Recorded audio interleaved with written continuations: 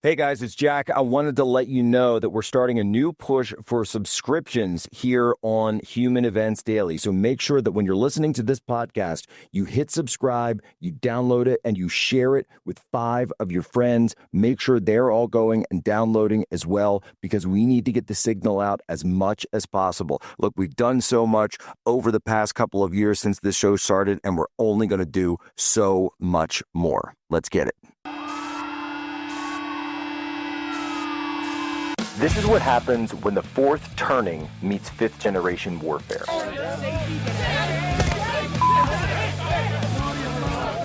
A commentator, international social media sensation, and former Navy intelligence veteran. This is Human Events with your host, Jack Posobiec.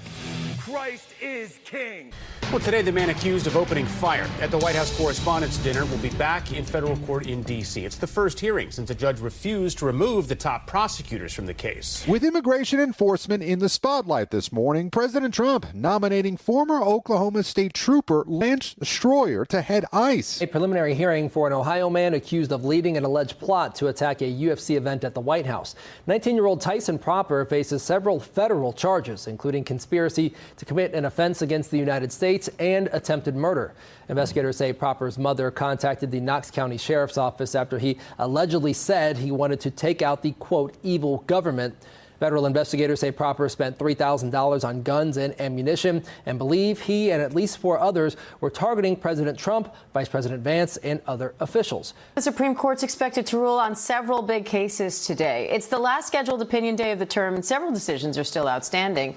The justices will decide whether to block President Trump's order redefining who's a citizen at birth. It's also set to rule on transgender athletes in women's sports, whether to prevent the president's removal of Federal Reserve Governor Lisa Cook, and more. The Supreme Court has just issued a critical ruling ahead of the midterm elections. The justices are weighing in on whether states can count late arriving mail-in ballots that were sent on time. The Supreme Court upheld state laws allowing the counting of late arriving mail-in ballots if they were postmarked by Election Day. This was a 5-4 decision by the Supreme Court in an opinion written by Justice Amy Coney Barrett, the youngest conservative on the bench, upholding a Mississippi law that allows the late arriving ballots up to 5 days after Election Day to get counted in that state, and effectively preserves similar statutes in 29 states around the country that have a grace period for voters who don't get their ballots in by Election Day,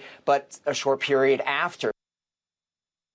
Ladies and gentlemen, welcome aboard today's edition of Human Events Daily. We're here live on Real America's Voice. Today is June 29th, 2026, Anno Domini.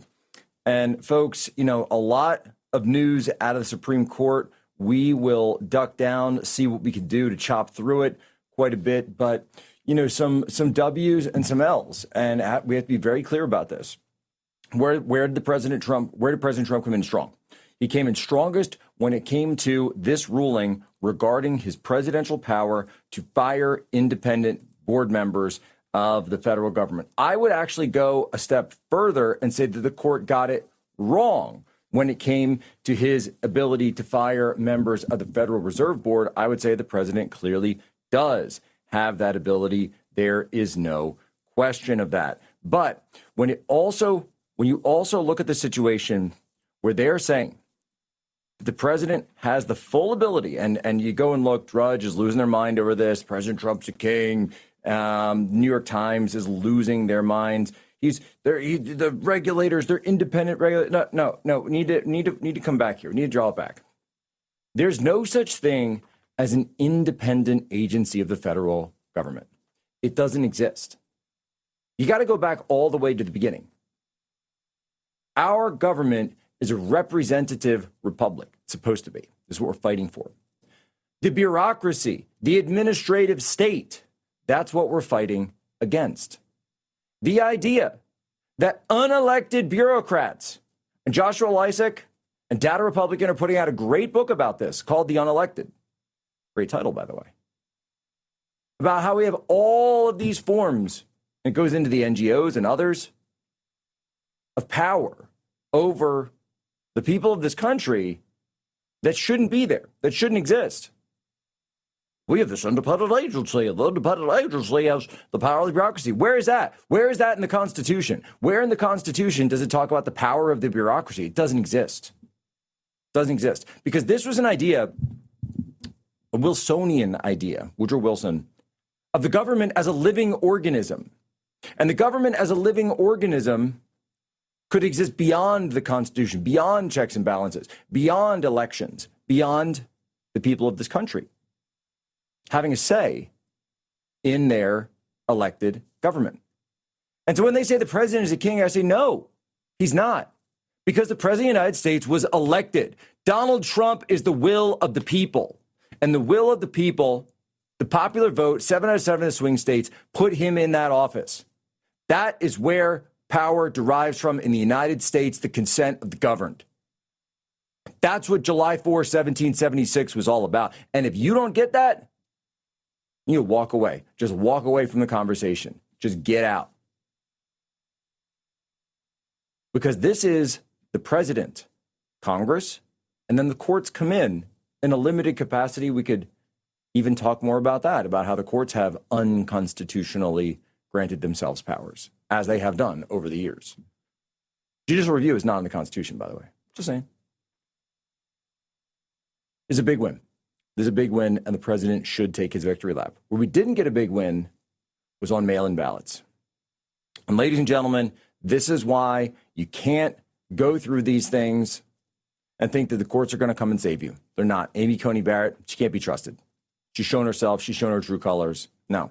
That's why the president needs the SAVE Act. So these feckless senators over there in the United States Senate need to get their act together, get yourselves comported with the will of the people. Give us the SAVE Act that President Trump has asked for, and every other piece of legislation will be held up until then. Every other piece. No signatures, no mas. President Trump is on legislative strike until the SAVE Act reaches his desk. We'll be right back, Human Events Daily, with more Jack Posobiec.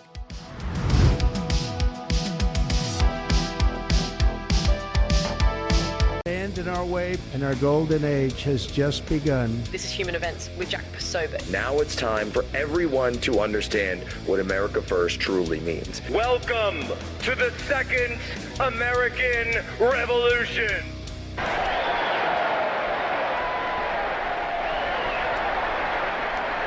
One communist on the faculty of one university is one communist too many.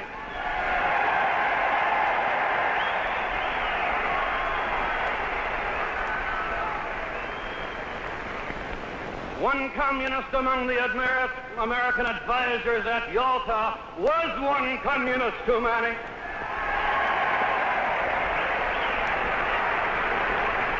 And even if there were only one communist in the State Department, even if there were only one communist in the State Department, that would still be one communist too many. All right, folks, Jack Posobiec, we are back live. Human Events Daily here, Real America's Voice. What a day, what a day, what a day. President Trump there going in up on Truth Social this weekend in a number of posts telling us that communism is the greatest threat facing America. Well, President Trump is exactly right. And the voice you just heard was Senator Joseph McCarthy telling us that one communist anywhere in government is still one communist too many. One communist on the faculty of one university is one communist too many. One communist among the advisors of Yalta is one communist too many. This is the energy you need to have when you are focused on communism. And we've been looking at New York City. We've been looking at many others, Mondami, the rise of Mondamiism, if you will. I think we have the clip of, guys, do we have that clip of me with the good mayor? Do we have that set up?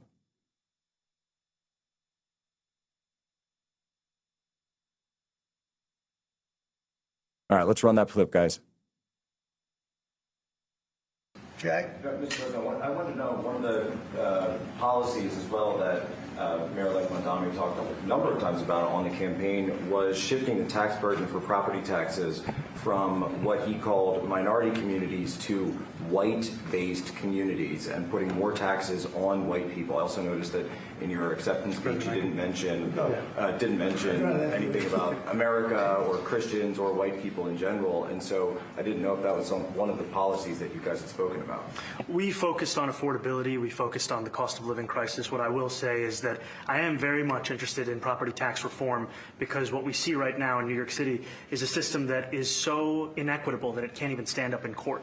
And the President and I spoke about the importance of not only building more housing, but also making sure that regulation of housing is something that is manageable to actually get through and not the cause of yet another weight that we see in our city. To be clear, you're continuing this idea of race-based property taxes. No, to be very clear, that's what you said. No, the use of the term was a description of neighborhoods, not a description of intent. So you intend to tax the whiter neighborhoods more? No, we intend to create a fair property tax system because we want a New York City that is not only fair and equitable, but also one that every New Yorker can afford. And that's how it is, folks. You've got to hold these communists' feet to the fire. Don't let them dance around. Don't play games. Don't let them do their little tap dance. No, but to be clear, you said this. You said race-based taxes. So they're using race now because it's gay race communism versus the classic economic communism. But I wanted to bring on my good friend, Dr. Charles Cornish Dale, because he and I, who of course are dressing alike, we did not plan this, by the way, also have something in common where he said, or I should say the president said, that communism has been an enemy for thousands of years. And Dr. Charles Cornish Dale, you may know him as the Raw Nationalist, he's written a book all about that very fact and has a new article up explaining that, yes, actually the president is completely correct. So Dr. Charles, explain to us, what is the president talking about when he says communism is thousands of years old? I mean, even Marx was in the 1800s, the Bolshevik Revolution, 1917. What does he mean that communism is thousands of years old? It's great to be back with you, Jack, and it was great to see you, like you say, holding Zoran Mamdami's feet to the fire because he is a gay race communist. He does intend to tax New Yorkers differentially on the basis of race. He said that. That is what he wants to do, and that is what he will do if he can. But no, President Trump's comments, actually, which started on Friday. So he made a personal appearance at the Washington Hilton, which, if you may remember, in April was where the latest assassination attempt took place. Another radical left-winger tried to kill President Trump and failed. But President Trump was speaking at a conference and he spoke about communism as the greatest threat to America in its 250-year history. But he also made some enigmatic comments about how this keeps happening and it's been happening for thousands of years. Now, I wrote a piece for Alex Jones Live where I said, look, the broke interpretation of communism is that communism was founded in the mid-19th century by Marx and Engels. The woke interpretation is that it was the French Revolution, 50 years before, that really established the basic principles of modern leftism and communism. The bespoke interpretation, and the interpretation that Donald Trump seems to be gesturing towards, is that communism is actually more than an ideology, that it's something more like a way of life, that it's rooted in biology, even perhaps in different kinds of, in different forms of life, and in different kinds of people. And, I think that's genuinely true. I think it is a biological phenomenon. I think it goes deeper, much deeper than ideology. And, that's one of the reasons why it has such a compelling power, because it's not just about ideas. It's about deeply rooted feelings, and in particular emotions like envy, resentment, jealousy, hatred of people who have more than you because they are better than you. And the worst thing of all is that you know that they're better than you. So it was very, very encouraging, I think, to hear Donald Trump speaking about communism in this way, because actually it really does suggest that he actually knows what's really going on. It's not just a series of silly ideas that, misguided people end up believing. It's a way of life, and it is a fundamental threat to the American way of life. Well, it's very interesting because I did see some folks responding to this, and of course the left and the Reddit midwit tier said, oh, communism was officially founded. No, that's not what he's talking about. You have to go deeper and understand what he's actually saying. To your point, it's the willful justification of envy. It's the justification of evil. It's the justification of horrific acts done for the purpose of envy, for this deliberate goal of taking that which another has and making it your own. And where do we see this? One of the most ancient references to this, of course, is the book of Genesis. And in the book of Genesis, the first murder that ever takes place in the world was Cain murdering his brother Abel because he was envious of Abel. He was envious. He had resentment of his own brother. And in fact, Cain is the firstborn human of the world. And of course, as a Catholic, I certainly have to point out that he would be also the first person who had original sin. So again, it's tying this idea of sin, the fall from grace, man's fallen nature, and the idea that we are corrupted. And if we allow that corruption to consume us, we turn into Cain. And in fact, when I did my book a couple of years ago, Unhumans, The Secret History of Communist Revolutions and How to Crush Them, one of the early working titles that I had come up with was The Children of Cain, because this was the exact reference that I wanted to make. Now, at the time, I thought, you know what, maybe people won't quite get the reference. I like it. I think it's cool. But I went for something that sort of had a little more mystique to it, a little more eye-catching, perhaps. But Children of Cain is something that has always stuck with me, and perhaps I'll use it for something else. But that really is what the president's talking about. It's this idea of taking envy and using that to replace all morality. Yeah, absolutely. And, Cain is envious of Abel because Abel receives God's favor. Abel makes a worthy sacrifice to God on the basis of his own hard work. Nothing is given to him. What Cain cannot stand is the fact that he doesn't match up to his brother. He can't. He's either not prepared to make the effort to provide a willing sacrifice, or he can't. But either way, he thinks that the justified response to that is murder. And this is something that we see time and time again throughout history that links all of these kind of resentment-based, envy-based movements that seek to overturn the existing order, that seek to deprive people of their property, of things that they have acquired by the sweat of their own brow, by their own hard work, that haven't necessarily been given to them. But what it also signals, I think, as well, what it reminds us is that this is a very, very hard thing to do away with. We are talking about what is the worst and lowest in man. The worst emotions, the lowest sentiments, envy, jealousy, resentment. And that really does mean that actually, communism is much harder to stamp out than you would think, because we're not just dealing with a system of silly ideas, like I said. We're not just dealing with mistaken beliefs that people have. And then the ideas, and you could go back to that clip where I said to go to Mandami, was he throws this window dressing at you, this word salad of equality and equity, but that's not what it's really about. Because I noticed when the mask slipped, and the mask slipped when he said race-based taxation on the basis of going after the white people of the white neighborhoods of New York, his own words. That's where you have to expose these people. Right back, Jack Posobiec, Dr. Charles Cornish-Dale, Human Events Daily, Real America's Voice. You talk about influencers. These are influencers, and they're friends of mine. Jack Posobiec. Where's Jack? Jack, who's done a great job. All right, folks.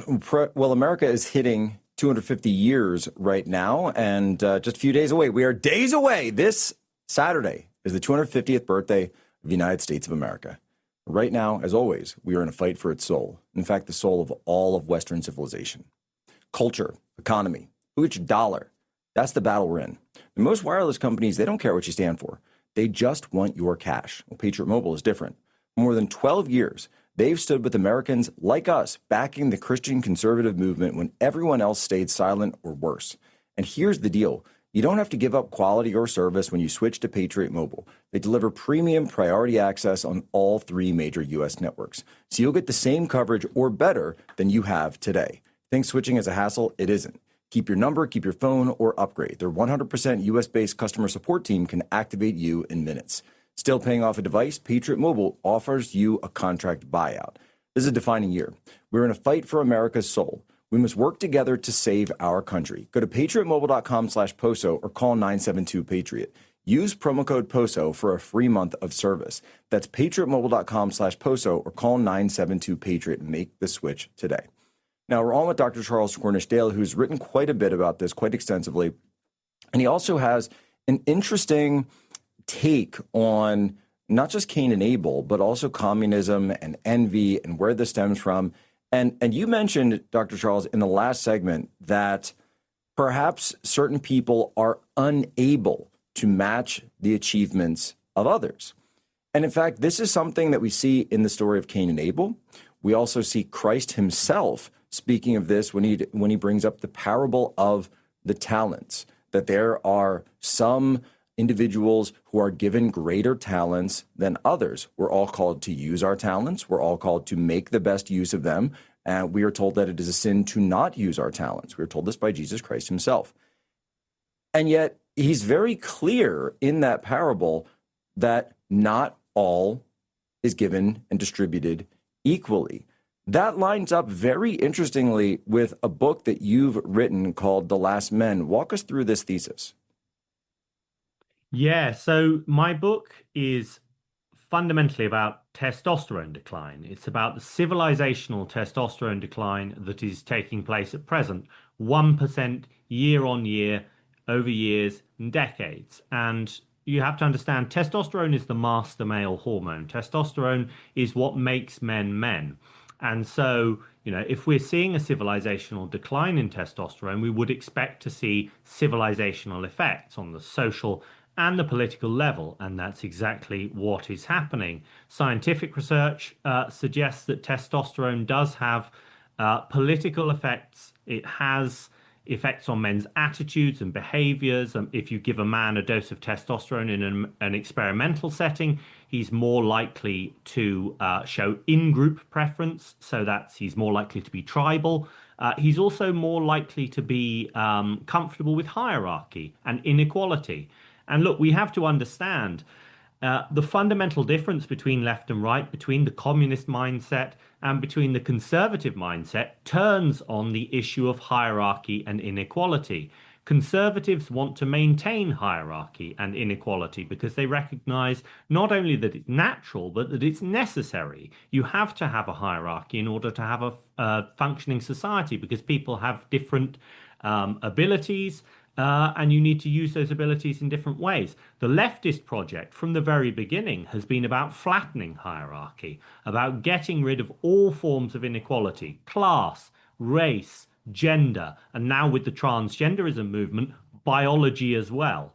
So if you see a civilizational decline in testosterone, then that, I think, is feeding the kind of polarization of society that we see today. It's feeding the kind of leftist madness that we see today. And it may very well be driving men in particular towards a more left-wing view of the world. So that's one way in which actually communism, leftism is a biological phenomenon. And it's being driven by this toxic world that we've created that is fundamentally hostile to testosterone and masculinity, whether we're talking about obesity, lifestyle factors, lack of exercise, exposure to electromagnetic radiation, harmful chemicals, pesticides, herbicides, industrial chemicals, food additives, etc. So, the biology of politics is a central part of this book, and it does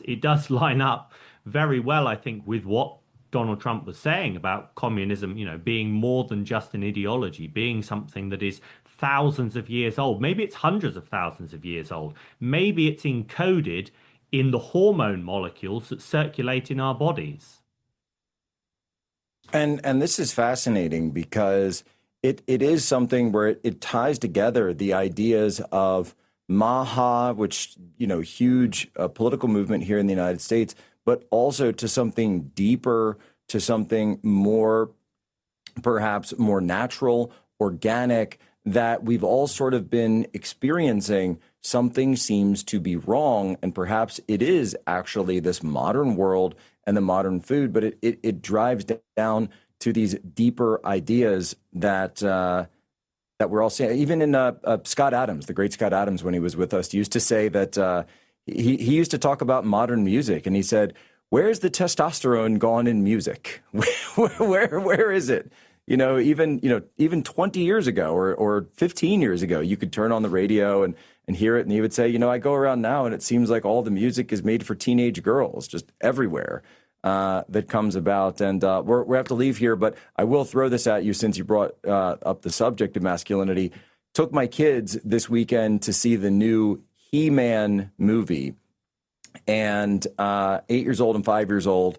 And the 5-year-old was just over the moon with He-Man, the masculinity in it, the heroism, the idea that I have the power, the importance of those 4 words, where nothing in society exists today, especially for young boys, showing them and telling them that they have the power. And I asked him, I said, well, what do you like about the movie? And he said, Daddy, it's man style. Simple as that. Simple as that. Dr. Charles Cornishdale, where can people get the book and where can people follow you? You can get the book on Amazon. Follow me on Twitter. I'm the Raw Egg Nationalist. Go to rawegstack.com. That's my Substack too. And remind us your Twitter handle again, if you can.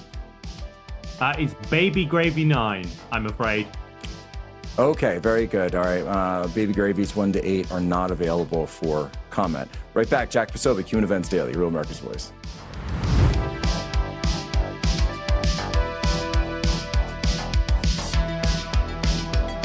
Jack? Where's Jack? Where is he? Jack, I want to see you. Great job, Jack. Thank you. What a job you do. We have an incredible thing. We're always talking about the fake news and the bad, but we have guys, and these are the guys who should be getting Pulitzers.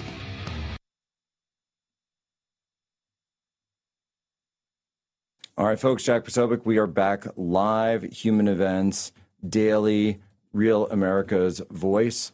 And we're on now. I want to bring on our producer here who's working with us over the summer.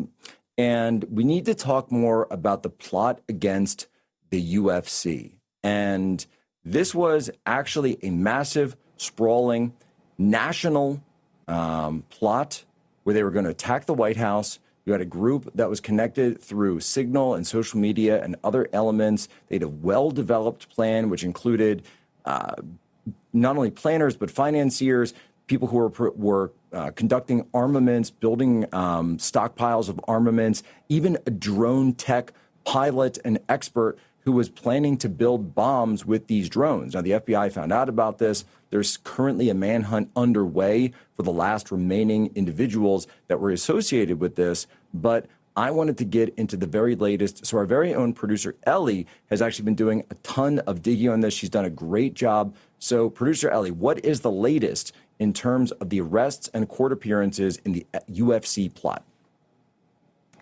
The latest news that came out about this was over the weekend, a man named Alexander Mercado was from Chicago, and he was recently arrested in an indictment, and it came out that he was actually part of the plot as well. So that is the 8th person who was arrested and will be actually appearing in court today. And we're seeing that these arrests are coming out slowly, and the FBI is releasing them one by one, maybe 2 at a time. But a lot of these men are actually going to be in court today in their specific states that they were arrested in.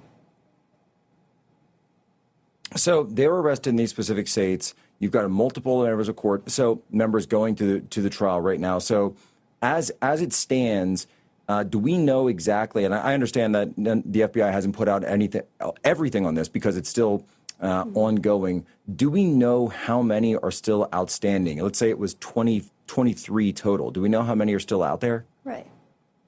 Yeah. So the FBI believes that at least 20 people were involved in this case, in this attack plot. At least according to the Signal group chat, there were 20 participants in that chat. There could have been more. We're not entirely sure how widespread this entire plot was. But so with the 8 arrests, that means that at least 12, maybe more people are out there and have not been caught yet.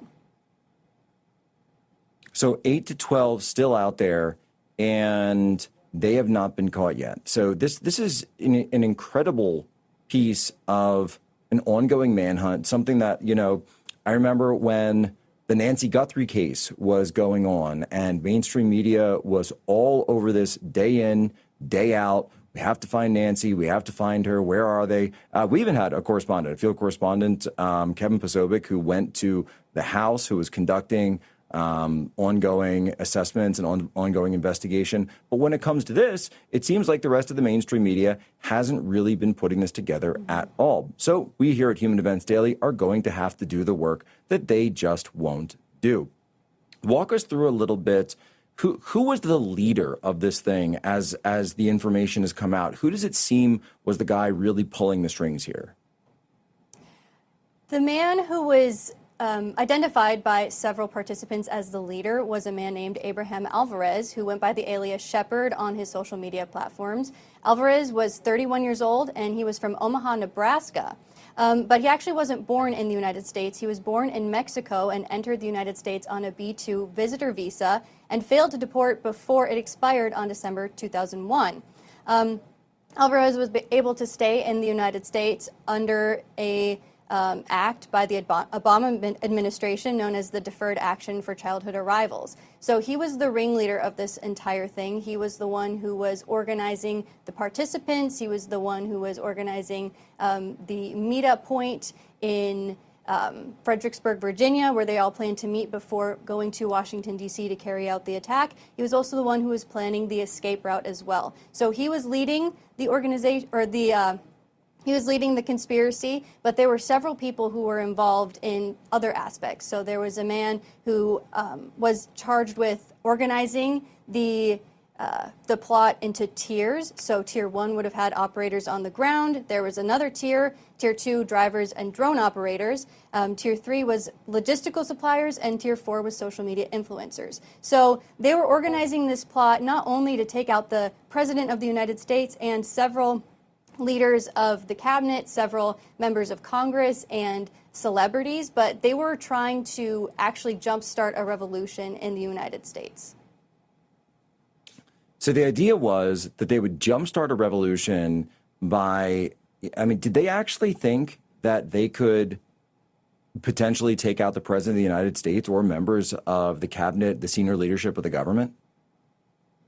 It appears so. They had a very detailed operation going on, and from what we do know from the DOJ press releases and criminal affidavits that have been released currently, there was a lot of communication on the Signal platforms talking about tactical training, talking about building drones with 3D printers, building explosives to attach to the drones. They talked about raising funds among the 20 of them to put towards this entire plot. So I think they genuinely did believe that they were going to be successful in carrying out this attack against the president and his cabinet members and other United States officials. And I think they genuinely believed as well that they would have the support of the majority of America behind them. We know that's not true, but they have been sort of disillusioned by the media and the other attacks that have been, or attempted attacks on President Trump's life. We know that just in the past year,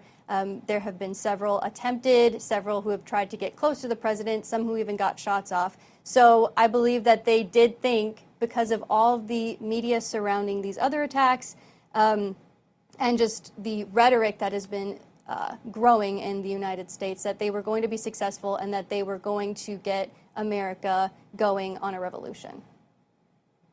So this is exactly what President Trump has been talking about recently when he talks about this idea that communism is a great threat to America. And of course, Dr. Charles, who was just on the program here, had a great point as well when he said that, hey, actually, where President Trump was when he was making that speech was the most recent place where he had survived yet another assassination attempt, in terms of one that got directly probably just about 100 feet or 100 yards from where the president was, the one floor up and down the staircase.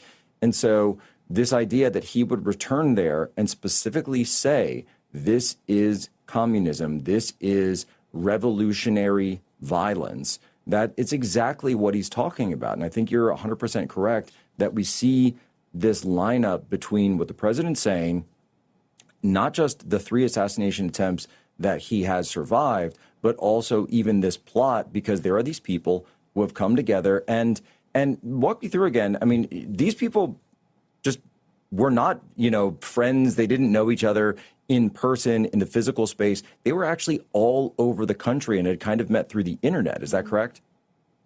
That is correct. They met on a TikTok group, and it is believed that this group started in or around March 2026. They're not entirely sure about the exact date there, but they do know that they've been communicating for several months now. And they called themselves the Vanguard of the Old. And this was a group of people all over the United States, a lot of very young people. The youngest person involved that we know of as of right now is 19 years old, and the oldest was 32 years old. So they were young, mostly men, if not all men, who are from Ohio, California, Illinois, Missouri, all over the place. And they were interacting because of this TikTok group. And one person who was accused of being involved, Tyson Proper, he was the one who, his mother alerted the authorities about the attempted or the conspiracy to attack the president. Tyson was kind of disillusioned by this group because he was actually involved because he had seen something about that the group was advertising about staging a protest. He didn't know what kind of protest it would be, but then he got involved in this group and saw that it was much more than a protest. It was actually a conspiracy to attack the United States. Well, and perhaps that's going to be part of his defense plan. I'm also reading as well that some of the court documents refer to them not just as the Vanguard of the Old, but also Vanguard of the Old Republic. And for anyone who knows, that may be actually a Star Wars reference. The Old Republic has been a Star Wars era that was referred to as like the era of the prequels. And so it may actually, I mean, I don't want to draw that without having more specifics, but Vanguard of the Old Republic sounds a little bit like a group of Star Wars guys to me. We'll be right back. Jack Posobiec, Human Events Daily, Real America's Voice.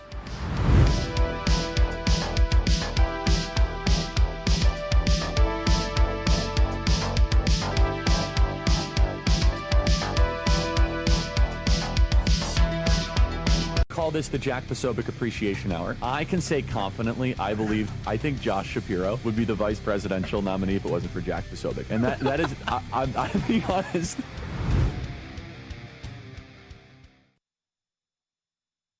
All right, folks, Jack Posobiec back live. Final segment here, Human Events Daily. We're on with producer Ellie. We're talking about this situation here with this left-wing revolutionary cell that seemed to be targeting, or that was targeting UFC, and interesting piece of information that came out in a new document. So the organization had called themselves we were told they had called themselves Vanguard of the Old, but some court documents have actually referred to them as Vanguard of the Old Republic.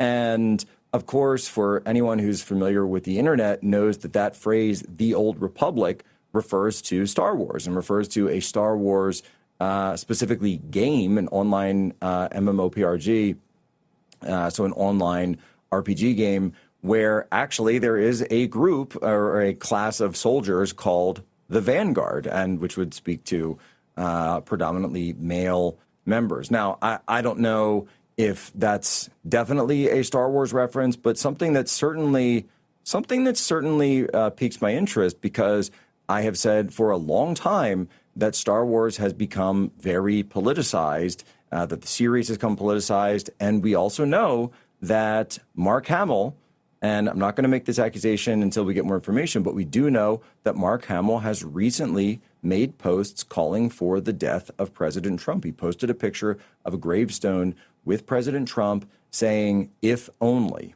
And, you know, that was one of the situations that we find. And in fact, there was another, huge Star Wars fan that went and committed a murder out in California recently. So again, not saying that's exactly what this was, but certainly something that I'd like to take a look at as we get more information. We do know that one of the individuals as well was an illegal alien. Was it the main ringleader seems to be an illegal? Do we know if the others were, if there were any other illegals or form of DACA, as he was this deferred action for child arrivals, the Obama era plan, or does it seem like the rest were citizens, as far as we know now?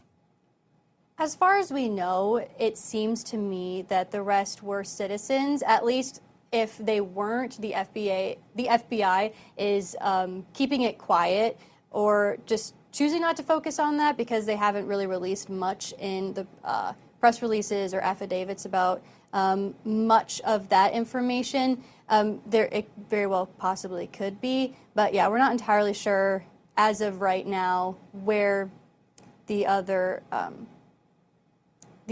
people involved. Just the immigration status or citizenship status. Yeah, they're in. Yeah, exactly. Yeah, this is something that comes up a lot in a variety of cases that we look at, where you'll get the information, they'll put the charges out there, specifically at the state level. You tend to see this, where it's just a little bit hard to actually dig in and get someone to say, yes, this person actually is an illegal alien. It's something where I've even worked with, some of the investigations we've done. We work with DHS and try to, wrestle this information, depending on the state, right? If it's a blue area, they really don't like admitting that because they know that could also subject them to immediate deportation. But they really just don't want to tell you sometimes whether or not the person was an illegal alien or not. And to be clear, the only reason I'm asking is because we know that at least one individual was, which sparks to and certainly speaks to a lot of the issues that we talk about on the program regarding assimilation, regarding this idea that people who have come here have come with good intentions, where here's someone who came as a minor, spent his formative years in the United States, and then decides to do something like that. But you mentioned that they see themselves as this vanguard, as a defensive posture.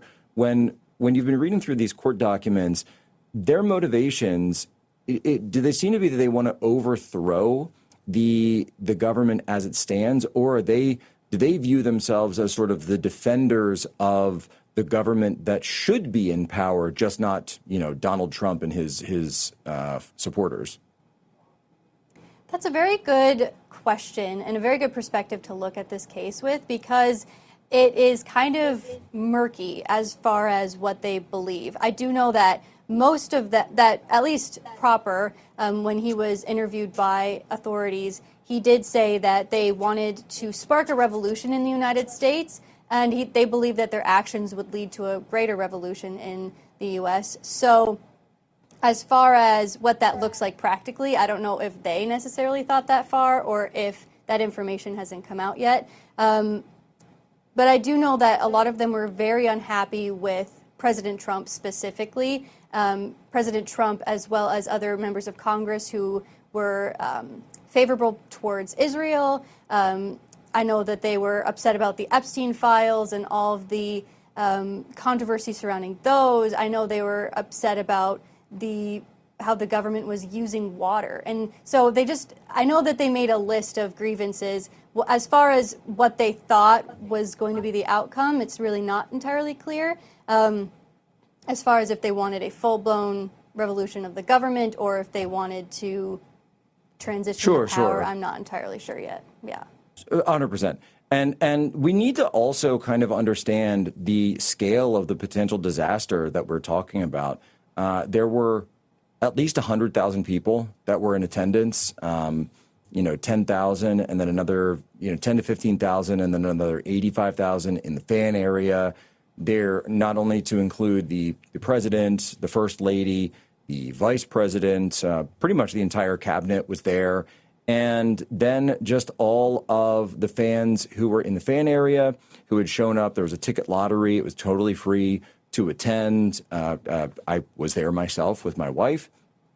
And there were millions of people who were watching this on Paramount Plus, on live stream. So this is something where, and to your point, they thought that they could create a chaos situation where they would hit the event itself, and then they wanted people to flee, to run down the street, and then have snipers positioned along the streets, along Constitution Avenue, Pennsylvania Avenue, so that as people were fleeing, they would be caught in what's called the fatal funnel of sniper fire alongside. So, the first attack, the primary attack, then a secondary attack. This was something that actually had a lot of sophistication, but they wanted this on TV. They wanted the imagery of carnage and destruction to be the takeaway, death instead of a celebration of our country, a celebration of patriotism, which is what the event actually turned out to be. Flyovers and American flags. It included the actual Declaration of Independence in the final match. I mean, these are the symbols, and the White House itself, the symbols and iconography of what should unite all of us as Americans, not this violence and death that they wanted to occur. And it remains to be seen that, unfortunately, and I'll just ask you, having looked at this, if they don't catch these guys, do you think they might try again? That's a really good question, and honestly, that's been something on my mind personally. As a current resident of Washington, D.C., I am unsure if they will try anything again. And it's also remarkable to think about the fact that we don't know how far this could have gone if the mother of Tyson Proper hadn't recognized his behavior and seen some of his communications and noticed that he purchased all these firearms. If she hadn't reached out to the FBI authorities, then who knows how far it would have gotten at that point. Thankfully she did, and thankfully they were able to deter the attack. But it is something that has been on my mind and on the mind of, I'm sure, many other people living in Washington, D.C., and authorities and officials who are in our government right now. And yeah, who knows when the FBI will release that information. Hopefully they're working quickly, and I'm sure they are, to figure out who else was involved in these attempted attacks. Ellis Meyer, producer for Human Events, thank you so much for all of your work on this. Of course, we know that the state fair, the 250th state fair, is going on right now. We want to make sure that that is kept safe, the president is kept safe, a number of other events as we hurtle towards the 4th of July, America's 250th birthday, this Saturday. Stay vigilant out there, folks. Ladies and gentlemen, as always, you have my permission to lay ashore.